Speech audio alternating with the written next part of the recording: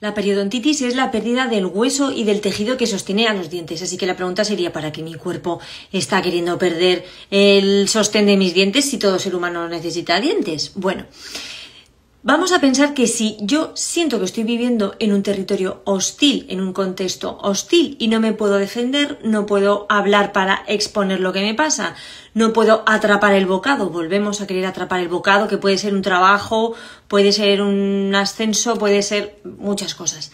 Si yo siento que no me puedo defender y no puedo conseguir eso que quiero conseguir, me siento impotente, me desvalorizo mucho, mi cuerpo responde a esa intensidad de pensamientos con mucha carga emocional y dice, vale, ¿no puedes morder? Ok, pues no vamos a morder. En la medida en que no tengas dientes verás cómo no muerdes a otro, verás cómo no te tienes que inhibir porque ya no lo vas a hacer. Así que el cuerpo nos estaría invitando a decir, recupera tu fuerza, recupera tu valor, tu capacidad de defenderte, porque sin eso no puedes vivir.